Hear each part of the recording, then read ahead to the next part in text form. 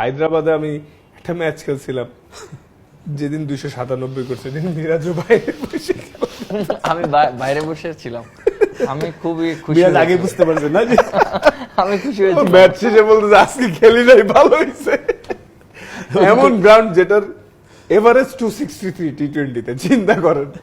মানে ভালো বল খারাপ বল যেমনে মারতেছে ভিডিও গেমস এর মতো লাগতেছে, ঠিক আছে। একমাত্র ইয়র্কারও দেখা যাচ্ছে একটু 19-20 হলেও 4 হয়ে যেতেছে।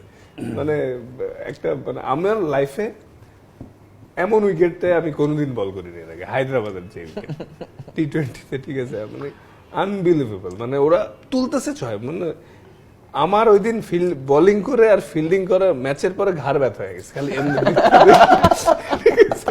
ফিল্ডিং এও দেখতেছি, বল করেও দেখতেছি, মানে তাও মানে 4 ওভারে হয়তো ওই দিন 49 রান দিয়েছিলাম, কিন্তু 449 তো খুব ভালো, মানে কেমনে ভালো ওই ওভারঅল ম্যাচের চিন্তা করলে 297 মানে 4/48 12 করে দিয়েছেন আপনি। ওই দিন মানে আনবিলিভেবল ম্যাচ দেখছি, যে খালি 6 আর 4 6 আর 4, মানে ওরা ওদের কন্ডিশনে ওরা আসলে কিং।